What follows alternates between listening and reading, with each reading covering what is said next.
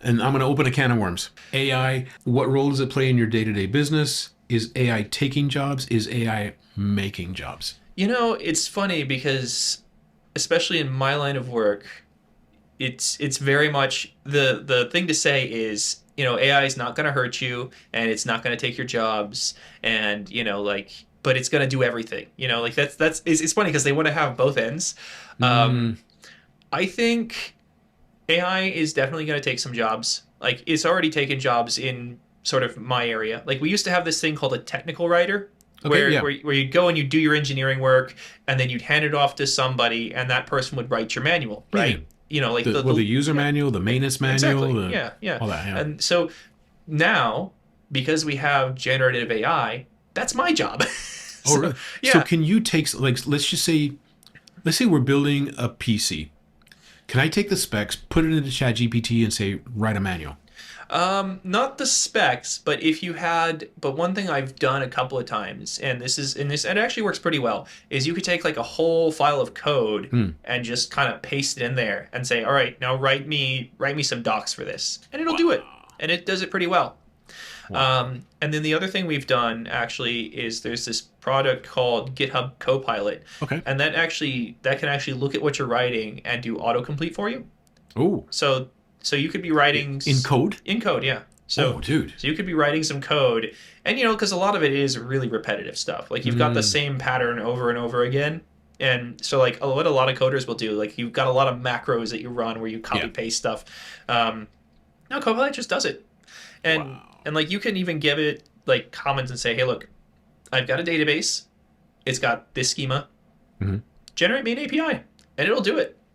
Wow. I mean, to be fair, and that sounds really amazing. And like, oh hey, I don't need a junior engineer anymore because I've got this tool. But it doesn't replace the junior engineer. The thing that it does is it makes the junior engineer a lot more powerful and a Mm. lot more dangerous at the same time. Oh, Because like the funny thing is like as somebody who has a lot of experience in this space, I can see when the AI is leading me down a blind alley. It's oh. generating anti patterns, it's pushing me into something that's not going to be easily maintainable, that sort of Mm. thing. To be fair, some of the later versions of OpenAI's framework, like O1 or O3, for example, they're really good, but Okay. those cost $200 a problem. So Oh, so you're not wow. you're not paying for that Okay. yet. Um, but yeah, so no, like we would still hire junior engineers even with all the AI we Okay. have. But that's just because like at some point you need somebody to be able to take the business requirements and Mm. interpret them down to a level that the AI can work with to translate that into code. So Ah. it's like the same thing that we did 40 years ago when we moved from typing in assembler to high level To- languages. yeah. Now we've just got a higher level language. So Mm. but it still doesn't get you all the way there. So you still have to go back down into the high level language and say, well, look, it made a mistake here. Let me fix this. It Mm. doesn't get you out of the work of actually doing it. It just Okay. makes it a lot less repetitive, and so you have more Yeah. time to think at a higher level. See what I think, and I'm not an AI expert or engineer or anything, but seems like if there's something repetitive that I can automate, Oh yeah, yeah, I'd love to. Like for editing videos, like I have to add, um, voice isolation, compressor, limiter, volume control, and instead of doing all those one by one, I can create a preset yeah. and then click and add the preset to the audio. So instead of 10 steps, it's now one step. Yeah, exactly. And that's basically what the AI does. Mm, Some people are scared because they see the strides they're making and they think, oh, well, it's only one step away from just taking my job entirely. But I don't know. I don't see that coming because like we're hitting diminishing returns on all ah, this stuff. Like we thought we were at the end. And in fact, I was saying this regularly to my colleagues until just a couple of weeks ago when O3 came out and OpenAPI kind of turned things upside down again. Is that yeah, they're probably not going to make a whole lot better. And to be fair, O3 is it can solve the same sort of problems that I would expect an engineer to solve, but it also costs $200 for every problem for every prompt.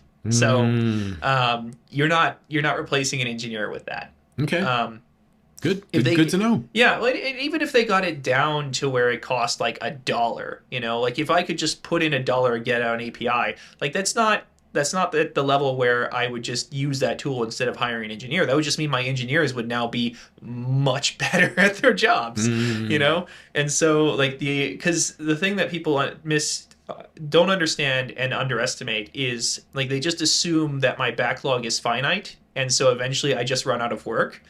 No, that's just like I have in the next year, my team has to get done basically 15 months worth of work In and 12 months. in 12 months, yeah. Uh, And so and that's with the two guys I got permission to hire that I haven't hired yet. So like mm, it's going to be really funny when they come on. It's like, all right, now here's your work for the year. Wait, this is like an extra 3 months. No, you got to do it. You got AI. Go do it.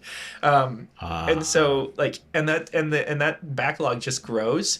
So and that doesn't even get into the idea that like a lot of the software, especially as it grows, it just becomes a tangled mess of spaghetti. mm, And like if AI can help to make this stuff last a bit longer, yeah. that can only help. Okay. So I mean, I am very much on the sort of optimistic end. I don't really believe in AGI because I think if I'm getting into the metaphysics of it, I think that the soul does exist, and so like even if they were able to perfectly just simulate a human brain, like they're starting to do that with what is it, flies now, and even if they did that with a human brain, I don't think they would get a person out of it. And the Mm, other thing is like if even if they did, that thing would just call itself an engineer and demand a salary. yeah. So like it's just you're not getting away from it.